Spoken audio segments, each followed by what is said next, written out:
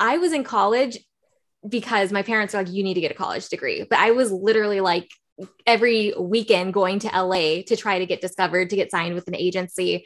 And I said, if I get signed with an agency, I am dropping out of college, which is why I switched from engineering. Because why am I taking Calc 2 and doing all these things and breaking, grinding so hard in this space when I know for a fact I do not want to go into engineering?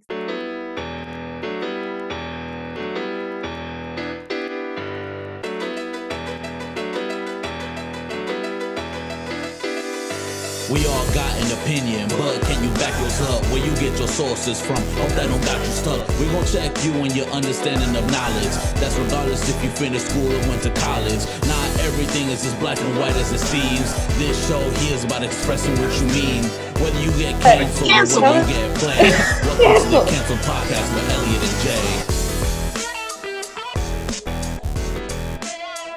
So hey everyone, welcome to another episode of the Console Podcast, where we aim to challenge one's own thoughts by bringing unique, creative, and potentially divisive topics to the table for discussion. As always, it's your boy Darius, aka Jay Sarad, representing Legendary Media Group. And today, my guest hosts are going to be Ms. Tyler Chanel, Mr. Aaron Escobedo, and Mr. Rothman Souza. And what we're going to discuss today is going against the grind. So what I want to start it off by is, what is your definition of the grind and what does it mean to you? And anyone can lead us off on this one. I can pick it off here. So I think on purpose, the idea of being on the grind is vague. And how I personally take that is I take my efforts to improve myself as a human being. And that's my definition of how I look at it. Like, am I doing this? Does this bring me value? Am I getting better, stronger, smarter, learn something, wiser? That's the grind. Okay. So for you, it's all about internal growth. That's what you say the grind is. It's kind of like you making a better version of yourself on like the day-to-day and how you see yourself from years from now, decades from now, so on and so forth. Yeah. It's a continuous improvement. Okay. I like that. And Tyler Rothman?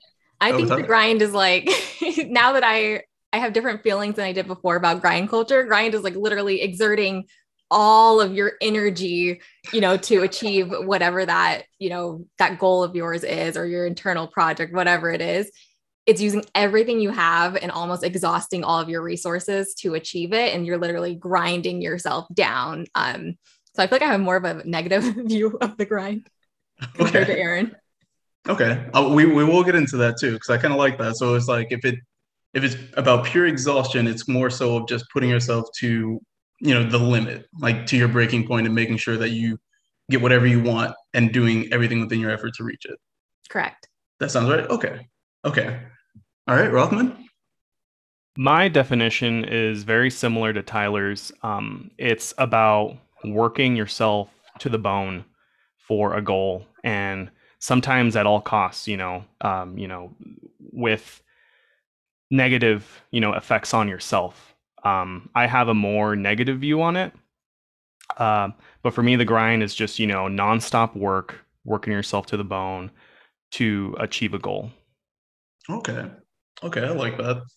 So Tyler and Rothman, more of a negative view on the grind. Aaron, you would say you're more of like a positive view. Is that correct? I would. Neutral to positive for me. Okay. I will say I lean more neutral to positive as well. But let's see. I'm looking forward to hearing everyone's perspective. Okay. So a general definition that I came across when searching the grind, and there was a lot of variances, like even the most like direct ones that says like, oh, it's a process of making something into like a more malleable kind of material. And I'm like, that's not the grind we're talking about today. And the other one was also on like the dance floor where it talks about two human bodies. And I was like, that's not what I'm searching for. So not the only, but the most complete one that I saw was something that's difficult or unpleasant that requires a lot of effort. And examples were the college grind, the work grind, the parental grind, and so many other versions of the grind. So as we dive into it, so I want to ask you all, what are some of the takeaways from your experience of being within the grind or being a product of the grind? Like, what are some positive aspects that, have contributed to who you are now? And how did those experiences shape you? Well, we could say this could be a 3-hour conversation. I would say, even though I have a negative view of the grind, like I'm very proud of the, time I did spend grinding. Like I feel like I put my entire effort in achieving my goals. And because of it, now I'm seeing the quote unquote success from it. Like I'm living comfortably in LA. Like I have money, I have, a savings. And I think when I was grinding though, I was putting a strain on like my relationships. Like even my best friend, she lived in Atlanta. She would come visit me in Vegas. I've been working since I was like, hell, I don't know, 16, however old they can, you are when you can start working. But she would visit me in Vegas and I would not take time off work at like my little retail job back then. And like, she'd have to visit me at work. But like, I was like, yeah, you're visiting, but I need to make this money. I need to grind kind of mindset. And so I think my relationship stuff suffered. I don't think my mental health suffered so much. Like I'm actually okay grinding all the time, but my grandpa, he's an entrepreneur and he was saying, he was grinding so much that it definitely impacted his family relationship and his own mental health. So once I learned that, I was like, okay, I need to maybe chill out on, grinding so hard. So would you say like having him around to kind of speak on his experiences kind of shaped you in a way to kind of minimize the negative risk from it, to kind of say like to be aware of it and how you're going to go about it moving forward as yourself as an entrepreneur?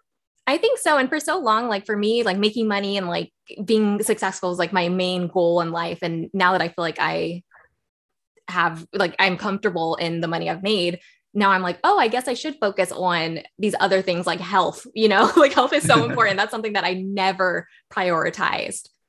Okay. And not just mental health too, but like also like physical health. Physical health as well. Yes. Yeah. Like drinking enough water in the day, like simple things. Like my fiance always laughs. He's like, he's like, people, like you have a good social life, like you have money and all this stuff. And like, he's like, you have things that are hard for people, but you can't drink water. Like you can't make for yourself breakfast. Like, so I'm still learning, but it's simple things like that, where that was never my focus. Like, I didn't care about like taking care of myself came last.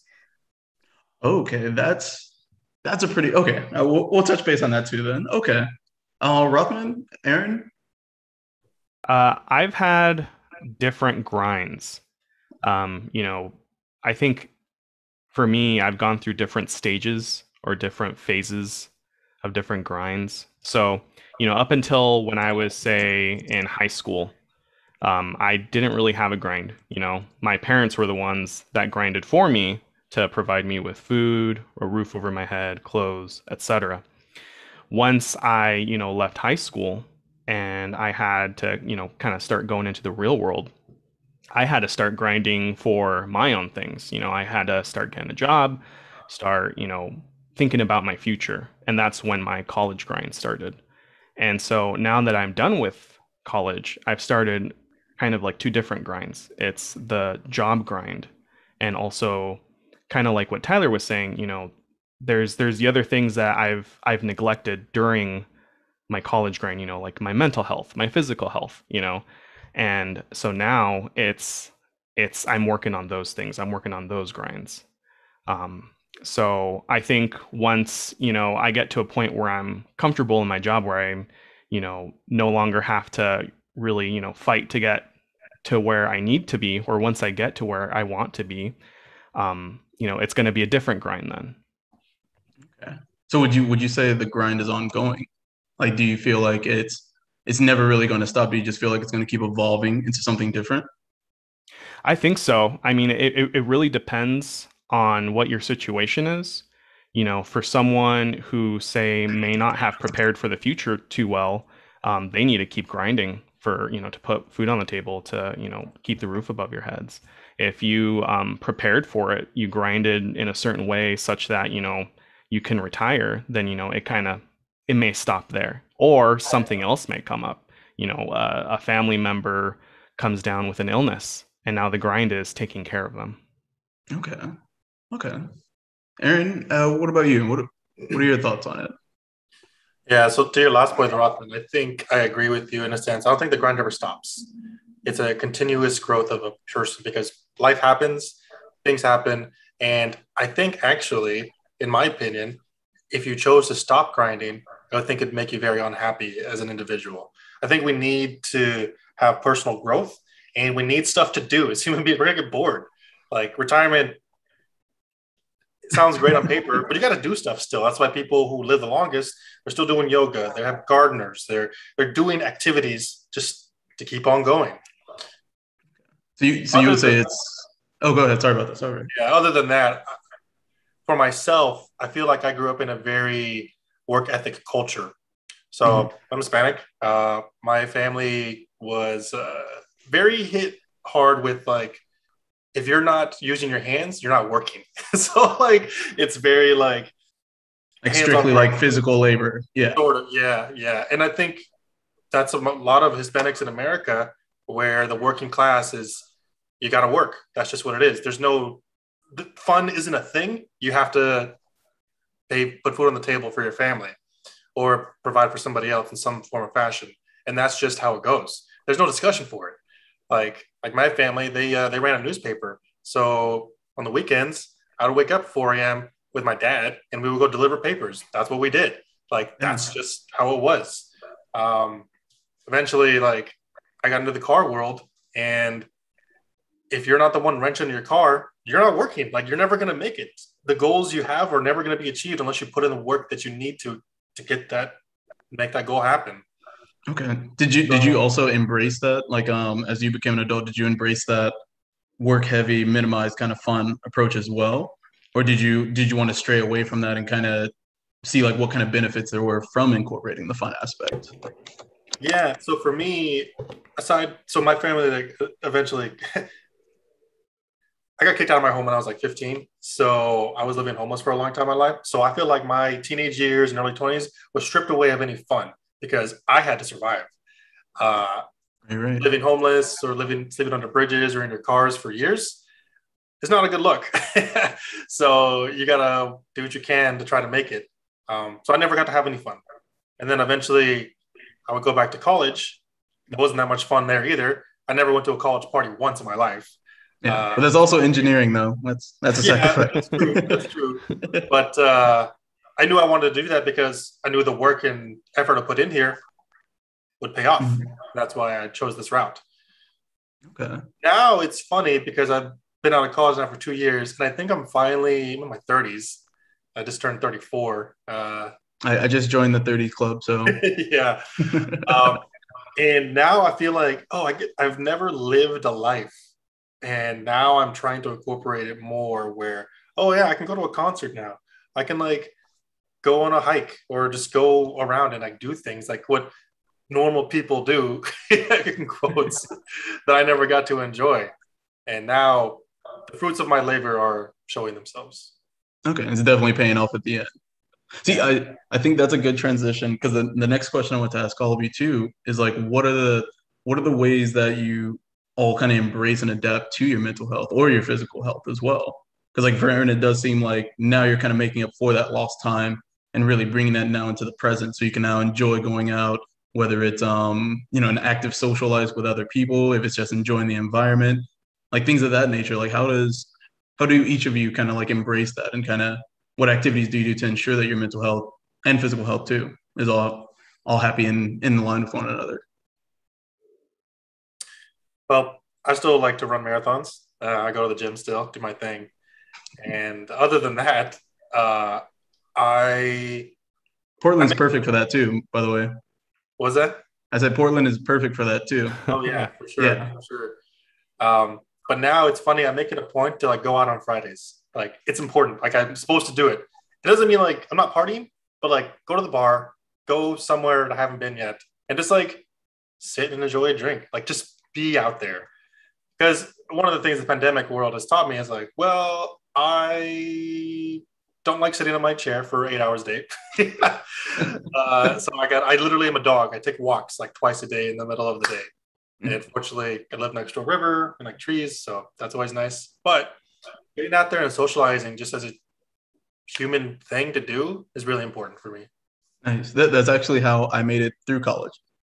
So I know some of you would wonder like where I would always get the energy from. And I took similar steps to kind of say like this Friday or this Saturday, I'm going out don't care about the repercussions on Monday. That's going to be a Monday or Sunday night issue. But that's what allowed me to kind of go as hard as I did for the grind. Like, going to, like, as we're all college grads and everything, we know the struggle of all-nighters, overnighters sometimes, limited amount of food, things of that nature, all those variables. But yeah, I can absolutely agree, is telling yourself to step out of that grind mentality just for a little bit. It really did wonders for me. Like, there was several times, like, I had a lab report due or some sort of big exam to study for, and I was like, you know what? I'm going dancing. I'm getting a drink. I need to do something, because even if I would have spent that extra hour or two studying, there's no guarantee that the results are going to be any better. There's a possibility that the results would have worsened. So I can agree with that, actually. Just doing something in the free time, it helps. Like, just going out and saying, I don't know specifically what it's going to be, but I know that I'm going out. So I can agree with you on that, Aaron. I've also, like Aaron, I like to go on walks, so during my lunch breaks from my actual job, I always go for a walk. But one thing I think is so important, and when I was in college, I missed out on a lot, was sleep. So now for me, like, taking care of my physical health and like mental health as well, is I will make sure I get at least 8 hours of sleep. Taking a nap is like my best form of self-care. If I'm feeling worn out and drained, I'm like, okay, I need to nap. That is so freaking important. But since I work a 9 to 5, and then I also have 2 other side hustles, it's like my day doesn't end at 5. My day ends at, sometimes 2 in the morning. Like, so I've gotten really good about setting work hours for my side hustle. So I'm like, okay, I'm only going to work on, thrifts and tangles for 4 hours each day. And then I have a hard stop at, I don't know what, whatever time I set for myself. But doing that, I realize no matter what, there's always work to be done, and it all doesn't have to get done in that day. So, I always set my goals on like top priorities, but before I'm like, I need to get it all done today. And if I don't, I failed. And it's like, no, like, it can wait till tomorrow. Like, who freaking cares if whatever doesn't update on my blog? Like, it's fine. Yeah. I would say, how do you get the additional energy to kind of go those long hours too? Because that sounds like a lot. Like, I know for me, 12-hour days, like, luckily they've been rare, but they've been brutal. So to kind of have that consistently in your schedule, where do you find that energy from? And how can you share that with us? Yeah. So I don't drink coffee. I don't know where I get the energy. I think because it is the grind. Like, I want to be able to work for myself through my own business. And that just inspires me and excites me. So I am excited to do, like, I get through my job to, after my job is done at 5 p.m., I'm like, yes, I get to work on Thirst and Tangle. So I feel like that fuels me, like that excitement for it. But yeah, there is no trick to, getting extra energy. I guess you have to be internally excited for your project. I like that though. Okay, so it's more of like an internal energy that you're able to just kind of utilize in the day to day. You're not like secretly solar powered or anything like that. It might be the naps. The naps are the secret. I don't nap every day, but yeah, sometimes, after work, maybe take, an hour nap and then get started. So maybe that is Honestly, they help. They help. Like, one thing I'm learning as an adult, all you can chime in on this too, is like, naps are needed. Like, at one point I know that there was a stigma that naps are deemed like lazy. Like, there's something that, I was like, okay, why do you need a nap? Like, everyone sleeps at night. It's like, nah, depending on what you do throughout the day, those naps are needed and also wanted. Because I would do something similar, especially now that I'm working remotely. Sometimes instead of lunch, I'll take a nap. Like, I'll take a nice 30, 40 minutes, wake up, have 10 minutes left. All right, let me check my Insta. Let me just do something chill, and then go back to like the normal work mode. So I think it's highly possible those naps, they help. I think the naps, and then also like going outside and, getting sunlight, like sunlight beaming down on your body is good for you. So I think that maybe provides some sort of energy. So there's some solar power. Yeah. So I think there is something to the solar power now that you mention it. So next time I see if there's like a panel on your back, I'm like, okay, I see it all now. Okay. As you're sharing that story, something that reminds me of too is that I feel like you're going to get a lot of energy when you have something that you're aspiring towards. So if you want to be, your own boss and be entrepreneurial like that, that's what motivates you every day. That's why you're putting the extra hours in. Sure. You're setting your own schedule because that's something you want. So you're going to internalize it and make it happen.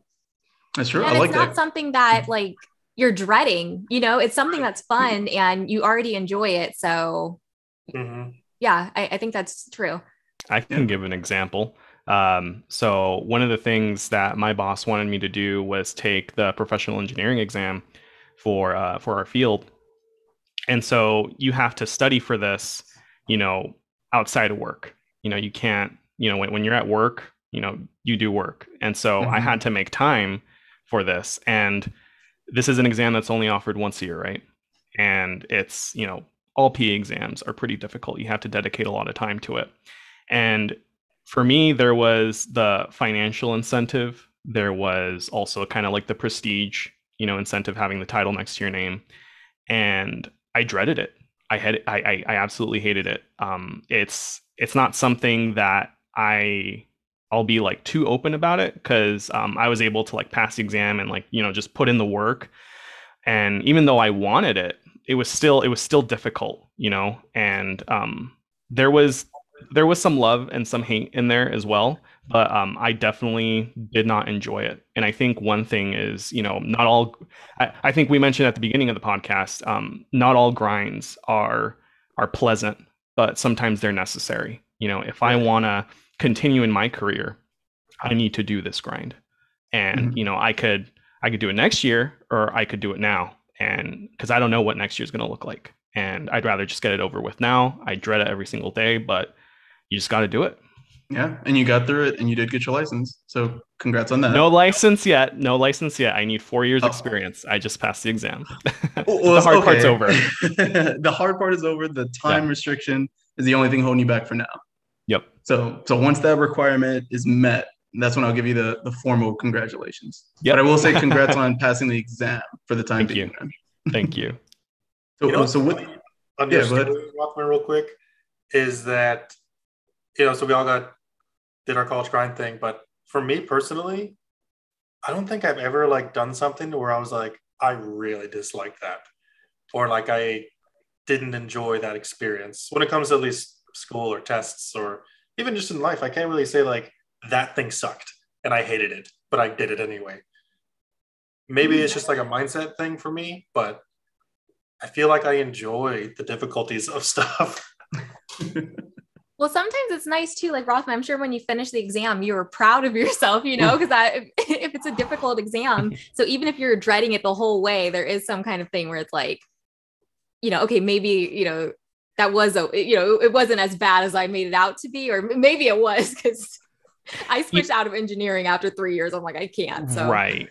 You know, and, you know, I think Aaron just hit it right on the head. Is, you know, there's different mindsets, there's different perspectives on all of this. What may be a grind for, so like Tyler, you were saying that sometimes you stay up till 2, you know, working on all your other side projects and side hustles. Oh my gosh, I am lights out at like 10 or 11. I can't do that. So I think it's really, you know, we mentioned earlier too, just how we're also influenced by the people that we see or that we grew up with and how they do their grinds. You know, my parents, you know, I'm also Hispanic. And so my parents have mostly dealt with manual labor.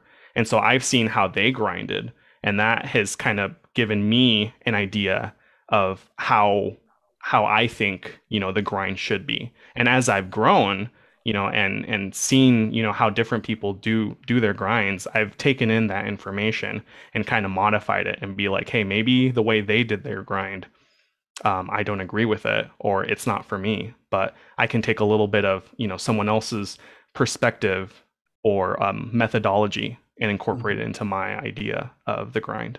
To make it more unique and to kind of make it more of your own, to kind of give you that extra ownership to say like, this is Rothman's grind. Right. Okay. Because Tyler's grind, I can't do that.